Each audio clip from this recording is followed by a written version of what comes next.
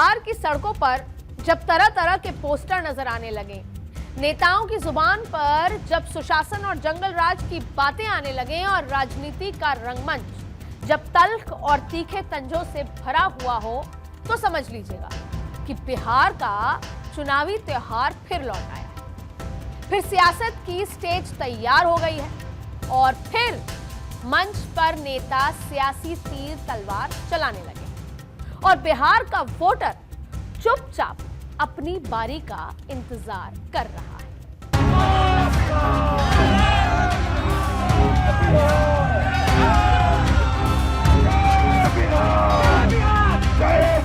लालू रबड़ी की सरकार को बिहार के इतिहास में हमेशा के लिए जंगल राज के रूप में जाना जाएगा।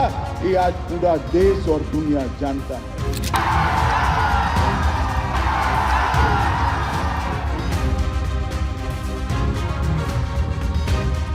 यूं तो राजनीति के रंगमंच की रवायत कहती है कि सियासत कभी एक जैसी नहीं रहती। चुनाव का त्योहार आता है तो मुद्दे बदल जाते हैं, सियासी शोर के बीच सवाल बदल जाते हैं।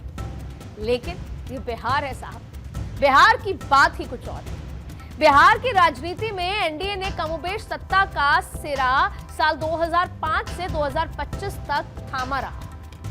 इस काल में सत्ता के वर्षों की गिनती जरूर बढ़ती रही, लेकिन चुनावी मुद्दा में कोई बदलाव नहीं आया। एनडीए के चुनावी जंग में जब कभी राष्ट्रीय जनता दल के खिलाफ आवाज उठाई तो पहला शब्द जंगल राज ही निकला। अब वो बात साल 2005 की हो या 2025 की। साल 2005 में भी चुनावी प्रचार में बतौर मुद्दा सुशासन विकास की जगह जंगल राज की बात पर ही टिका रहा और आज 20 साल बाद यानी 2025 में भी चुनावी दंगल में उतरे अमित शाह का पहला बयान या मुद्दा जंगल राज ही है। और बिहार में राजनीति के इस रूप को देखकर मुझे याद आती है राजेंद्र राजन की एक कविता कि फिर वही चौराहे होंगे, प्यासी आंखें उठाए होंगे, सपनों से भीगी रातें होंगी, मीठी मीठी बातें होंगी। दिन को रात कहा जाएगा, दो को साथ कहा जाएगा। नमस्कार, मैं अदिति नागर आज आपके सामने बिहार में राजनीति के चौराहे पर सजी सियासत की मंडी में मुद्दों को लेकर चल रहे मोल भाव का पूरा हिसाब किताब आपके सामने पेश करूंगी और बताऊंगी कि दशकों बीत जाने के बाद भी बिहार में जंगल राज की बात बार बार क्यों निकल आती है। देखिए, बिहार में चुनाव से पहले छिड़ी सियासी जंग का सबसे दिलचस्प पहलू यह है कि चुनाव में राष्ट्रीय जनता दल का झंडा लिए लालू के बेटे तेजस्वी अपनी पार्टी में सबसे आगे चल रहे हैं। लेकिन तेजस्वी भले ही आरजेडी के झंडा बरदार हो, लेकिन एनडीए के निशाने पर आज भी लालू यादव ही है और बीजेपी के रणनीतिकार गृह मंत्री अमित शाह आरजेडी सुप्रीमो लालू प्रसाद यादव पर यूं ही हमलावर नहीं, बल्कि इसके पीछे बड़ी वजह है और वो ये है कि इस बार अमित शाह को लालू यादव का वो स्वरूप याद आ रहा है जब लालू ने आरक्षण के रथ पर सवार होकर बीजेपी को आरक्षण विरोधी करार दिया और उनके हाथों से जीत छीन ली। अब 2015 में लालू यादव को आरक्षण का एक मुद्दा मिल गया। अपने चुनावी अभियान में लालू यादव ने बीजेपी की इमेज आरक्षण विरोधी बनाकर चुनावी बाजी भी मारी और इस बार तो लालू यादव दो धारी तलवार भांज रहे हैं। एक तरफ लालू यादव वक्फ बोर्ड संशोधन बिल को मुस्लिम विरोधी ठहराने में लगे हैं और साथ ही साथ 65% आरक्षण को 9वीं अनुसूची में नहीं डालने को आरक्षण चोर बताने लगे। अब आरक्षण और वक्फ की इसी कॉकटेल से कहीं सियासी खेल ना बिगड़ जाए, इसी का जवाब देने के लिए बिहार की जनता को जंगल राज की याद बार बार दिलाई जा रही है और जैसे जैसे समय नजदीक आएगा और ज्यादा दिलाई जाए। तो दूसरी तरफ वक्फ कानून पास कराते वक्त लोकतंत्र के मंदिर में अमित शाह ने याद दिलाया कि आज वक्फ कानून के खिलाफ मोर्चाबंदी कर रहे लालू यादव की इच्छा इसी कानून ने पूरी की है। और इसके साथ शाह ने लोकसभा में 2013 में लालू यादव की कही बातों को दोहरा दिया। सुनिए। लालू जी ने क्या कहा? मैडम, सरकार जो यह संशोधन विधेयक पेश किया है, सरकार की पहल का हम स्वागत करते हैं। शाहनवाज हुसैन जी और अन्य माननीय सदस्यों ने अपनी बातों को यहां रखा, मैं उसका समर्थन करता हूं। आप देखिए, सारी जमीनें हड़प ली गई है, चाहे सरकारी हो या गैर सरकारी। वक्फ बोर्ड में जो काम करने वाले लोग हैं, उनके द्वारा सारी प्राइम लैंड को बेच दिया गया है। पटना में ही डाक बंगले की जितनी प्रॉपर्टी थी, सब पर अपार्टमेंट बन गए। इस तरह की काफी लूट खसोट हुई है। हम संशोधन विधेयक तो आपको अंत में लाए हैं, समर्थन करते हैं, लेकिन मैं चाहता हूं कि भविष्य में आप कड़ा कानून लाइए और ये जो चोरी करने वाले लोग हो, उनको जेल की सलाखों के पीछे। अब साहब, लालू प्रसाद की इच्छा इन्होंने तो पूरी नहीं की, नरेंद्र मोदी जी ने पूरी कर दी।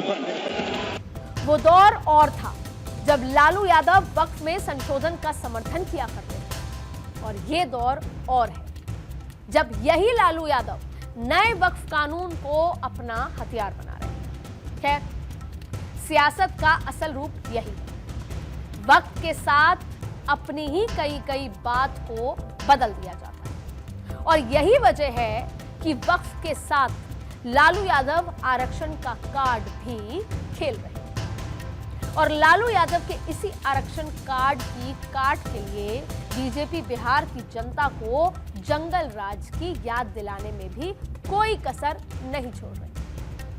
अब आप भी अगर सोच रहे हैं कि आखिर ऐसी भी क्या वजह है कि चुनावी जंग में आरक्षण का मुद्दा जब जब आता है तो आरजेडी के खिलाफ एनडीए का पहला तीर जंगल राज के नाम से क्यों छूटता रहता है, तो इसका जवाब है जाति के जंजाल में फंसे बिहार की सियासी गति।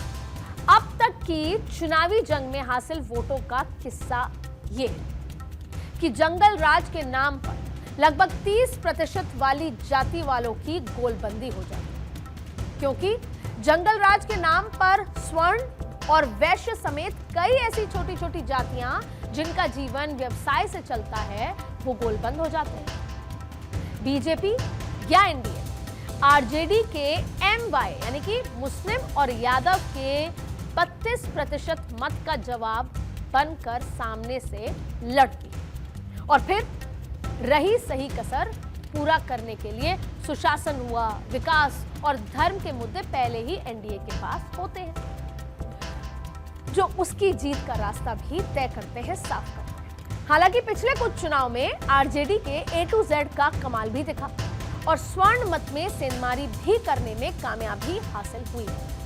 और इसके लिए 2024 के लोकसभा चुनाव पर ही नजर डाल लेते हैं। 2024 के लोकसभा चुनाव में बीजेपी के कई स्वर्ण नेताओं को हार का मुंह देखना पड़ा। इसमें आरा से पूर्व केंद्रीय मंत्री आरके सिंह, औरंगाबाद से पूर्व सांसद सुशील सिंह और बक्सर से मिथिलेश तिवारी का नाम शामिल है। अब ये बात और है कि बेगूसराय से गिरिराज सिंह, मोतिहारी से राधा मोहन सिंह और पटना साहिब से रविशंकर प्रसाद और छपरा से राजीव प्रताप रूड़ी का किला मजबूती से खड़ा रहा।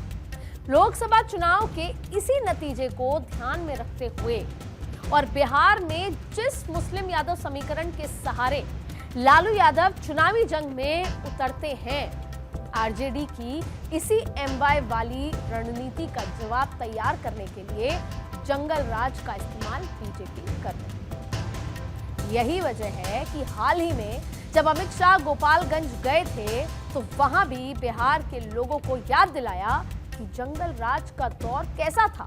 90 से 2005 तक क्या किया लालू यादव की सरकार ने?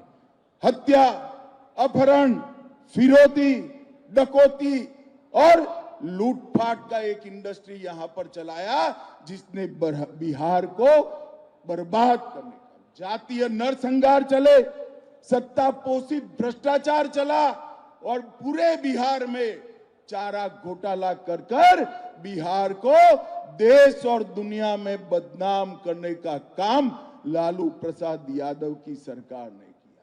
ये लालू रबड़ी की सरकार को बिहार के इतिहास में हमेशा के लिए जंगल राज के रूप में जाना जाएगा। ये आज पूरा देश और दुनिया जानता है।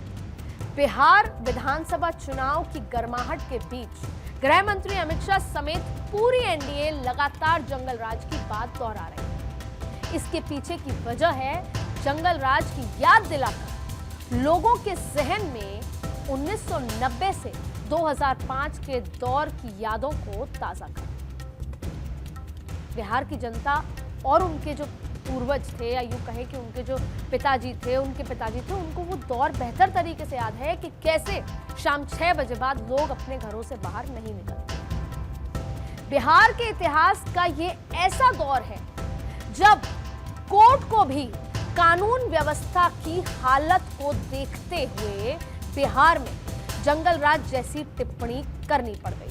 5 अगस्त 1997 को एक याचिका पर सुनवाई के दौरान पटना हाईकोर्ट ने पहली बार जंगल राज कहा था।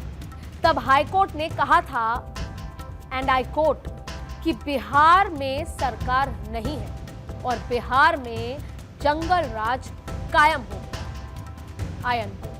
और आज 28 साल बीत जाने के बाद भी इसी जंगल राज का इस्तेमाल चुनावी हथियार की तरह किया जा रहा है। बिहार की राजनीति में इस जंगल राज की भूमिका ऐसी रही कि जो लालू यादव कभी बिहार की राजनीति के अर्श से फर्श पहुंच गए, बिहार की सियासत में फलक तक पहुंचने वाले लालू यादव की कहानी 1970 के दशक से शुरू होती है। जेपी की अगुवाई में छात्रों का आंदोलन चरम पर था और लालू यादव इसी दौर में जयप्रकाश नारायण के करीब पहुंचे। 1971 में लालू पटना विश्वविद्यालय छात्र संघ के महासचिव और फिर 1973 में अध्यक्ष बन चुके थे। और इसी नाते जब आंदोलन शुरू हुआ तो लालू का मिलना मिलाना जेपी से शुरू हो गया। फिर 1974 में वो आंदोलन का एक हिस्सा बन गए और इसी बीच पहली बार लालू यादव की पकड़ को छठे लोकसभा चुनाव के दौरान बिहार ने महसूस किया और जिससे लालू यादव के गरीबों का मसीहा बनने की शुरुआत हुई। फिर 1977 में आपातकाल खत्म हुआ और आम चुनाव का ऐलान। छठी लोकसभा के लिए हुए इस चुनाव में लालू यादव भी उतरे। सीट थी बिहार की छपरा, जिसे अब सारण कहा जाता है। चुनाव देश में इमरजेंसी को लेकर कांग्रेस के खिलाफ नाराजगी के बीच हो रहा था।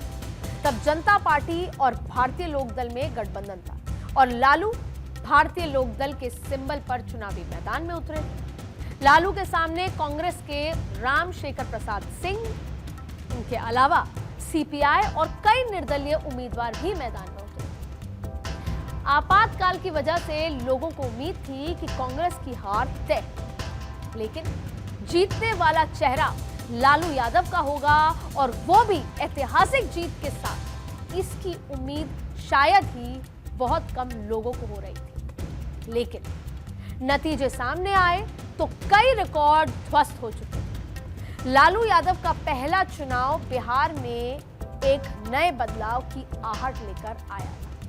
अपने पहले चुनाव में जीतकर लालू ने न सिर्फ 29 साल के युवा सांसद बने, बल्कि लालू को 85.97% वोट मिले और उस वक्त छपरा सीट पर तब 6,58,829 वोटर्स थे और चुनाव में 73.89% वोटिंग, यानी कुल 4,83,198 वोट पड़े थे। और इनमें से युवा नेता लालू ने 4,15,409 वोट हासिल किए। बाकी उम्मीदवारों को सिर्फ 14% वोट ही मिलते। कांग्रेस के उम्मीदवार रामशेखर प्रसाद सिंह को सिर्फ 8.61% वोट मिले, जबकि सीपीआई के शिव बच्चन सिंह को 4.39% वोट हासिल। लालू यादव के इस रिकॉर्ड को छपरा सीट पर आज तक कोई नहीं तोड़ पाया। सीट का नाम बदलकर सारण हो गया, लेकिन लालू खुद भी कभी अपना ये करिश्मा, ये रिकॉर्ड दोहरा नहीं पाए। हालांकि 1980 में लालू ने जनता पार्टी छोड़कर अलग राह पकड़ ली और वीपी सिंह की अगुवाई वाले जनता दल में शामिल हो गए। और इसके बाद लालू ने MY समीकरण यानी मुस्लिम यादव वोटों पर फोकस किया और इसमें लालू को बड़ी मदद मिली भागलपुर हिंसा से। मुसलमानों का सबसे बड़ा मसीहा हिमायती बनकर लालू यादव ने अपनी जगह बनाई। एक दशक के अंदर पूरा बिहार लालू यादव की मुट्ठी में था। 1990 आते आते लालू यादव मुख्यमंत्री भी बन गए, लेकिन कहते हैं कि जब तक बुलंद हो तो अक्सर इंसान के पांव जमीन पर नहीं रहते। उसे लगता है कि वो जो कर रहा है वही सही है और उसे चुनौती देने वाला कोई नहीं। बिहार की सत्ता के सिकंदर बनने के बाद लालू यादव भी शायद यही गलतफहमी का शिकार होने लगे थे और ऐसे में कई पुराने साथी उनसे अलग होने लगे। उन्हीं में से एक थे नीतीश कुमार। लालू नीतीश की दोस्ती पुरानी थी। 1989 में नीतीश भी बिहार के एक उभरते हुए नेता थे। तब लालू नेता विपक्ष थे और नीतीश उनके लिए प्रेस नोट लिखा करते। फिर 1990 में जब लालू सीएम बने तो नीतीश उनके मुख्य सलाहकार बन गए। लेकिन लालू के खिलाफ बगावत का पहला बिगुल भी नीतीश कुमार ने ही उठाया।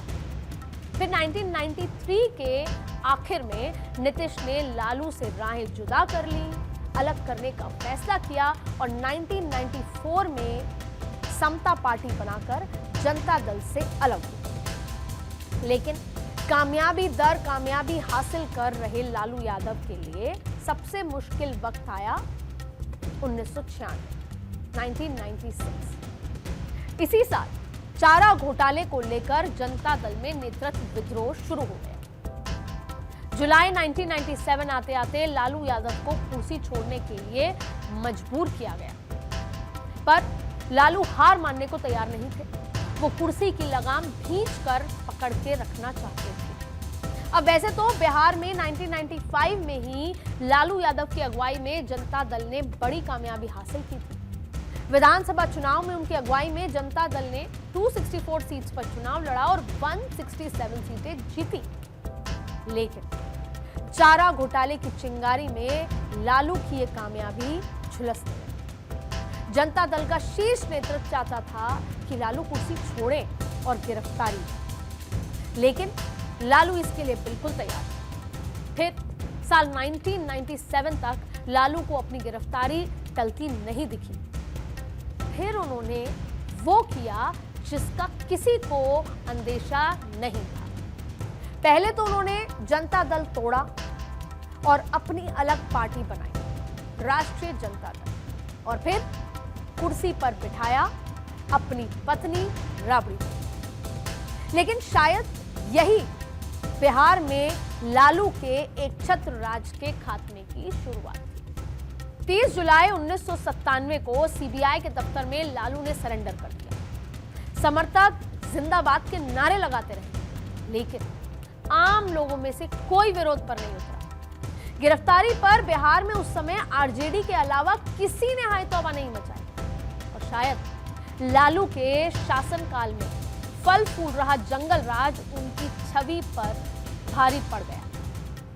लालू की लोकप्रियता का ग्राफ अब नीचे आने लगा था और इसका पहला इशारा मिला वर्ष 2000 में। वर्ष 2000 के विधानसभा चुनाव में लालू यादव की पार्टी इस साल पहली बार आरजेडी नाम से चुनाव मैदान में उतरी। लालू यादव को उम्मीद थी कि अपने MY समीकरण के दम पर वो सरकार बना लेंगे, लेकिन चुनाव के नतीजे आए तो लालू यादव का ये भ्रम भी टूट चुका था। मार्च 2000 में बिहार में विधानसभा चुनाव हुए। उस समय बिहार में विधानसभा की सीटें 324 हुआ करती और बहुमत का आंकड़ा था 163 का। आरजेडी ने 293 सीटों पर चुनाव लड़ा, लेकिन वो 124 सीटों पर सिमट गए। कांग्रेस को 23, सीपीआई को 5, सीपीएम और दूसरे वाम दलों का सहयोग मिला, पर उनके गठबंधन की गिनती 159 पर ही आकर रुक गई, साधारण बहुमत से कम। 163 जो मैजिक नंबर है, जो बहुमत का नंबर है, वहां तक नहीं पहुंच पाई। 3 मार्च को नीतीश कुमार ने मुख्यमंत्री पद की शपथ ली और उन्हें 1 हफ्ते के बाद बहुमत साबित करने को कहा गया, लेकिन लालू की रणनीति के आगे नीतीश की चली नहीं और नीतीश बहुमत से दूर रहे और उन्हें सरकार गंवानी भी पड़ गई। और राबड़ी देवी दूसरी बार बिहार में मुख्यमंत्री बनी। राबड़ी देवी अगले 5 साल तक बिहार में मुख्यमंत्री तो रही, लेकिन जंगल राज का जो तमगा लालू राबड़ी सरकार पर चस्पा हुआ, उसने आखिरकार 2005 में आरजेडी को बिहार की सियासत में हाशिए पर धकेल दिया और नीतीश कुमार को बिहार का नया सिकंदर बना दिया। दूसरी तरफ लालू यादव को चारा घोटाले के 5 मामलों में सजा मिली और जिसके बाद उनके चुनाव लड़ने पर पाबंदी लगा दी गई। लालू को पहली सजा 3 अक्टूबर 2013 को मिली, जब चाईबासा ट्रेजरी मामले में सीबीआई के तत्कालीन जज पीके सिंह 5 साल की कैद, 25 लाख रुपए के जुर्माने की सजा सुनाई। फिर 6 जनवरी 2018 दूसरी सजा मिली। मामला देवगढ़ ट्रेजरी से जुड़ा था, जहां कोषागार से 89.27 लाख की अवैध निकासी की गई थी। फिर 23 जनवरी 2018 को चाईबासा ट्रेजरी से 33.67 करोड़ की अवैध निकासी के मामले में तीसरी सजा। चौथी सजा 15 मार्च 2018 को मिली। ये मामला दुमका ट्रेजरी से 3.13 करोड़ की अवैध निकासी का। डोरंडा कोषागार से अवैध निकासी के मामले में उन्हें 21 फरवरी 2022 को 5वीं सजा सुनाई। आज भी लालू यादव और उनके परिवार पर लैंड फॉर जॉब केस की तलवार लटक गई। लेकिन जिस जंगल राज की आंच में ना सिर्फ लालू यादव का करिश्मा खाक हो गया, बल्कि बिहार की सियासत में आरजेडी भी हाशिए पर चली गई। इस बार फिर उसी जंगल राज की याद दिलाकर बीजेपी लालू को ललकार रही। अमित शाह तेजस्वी से ज्यादा लालू यादव पर हमलावर है और दशकों गुजर जाने के बावजूद आज भी बिहार में जंगल राज की बात को नजरअंदाज नहीं किया जा सकता। 1997 में पटना हाई कोर्ट ने जो टिप्पणी की, वो आज आरजेडी के विरोधियों का हथियार है। अब सवाल ये है कि इस हथियार में आज भी कितनी धार है और जवाब जनता को देना है। फिलहाल आज के पॉलिटिकल कॉरिडोर में इतना ही। अगले हफ्ते फिर किसी और मुद्दे के साथ हाजिर होंगी। तब तक आप बने रहिए भारत 24 पर। नमस्कार।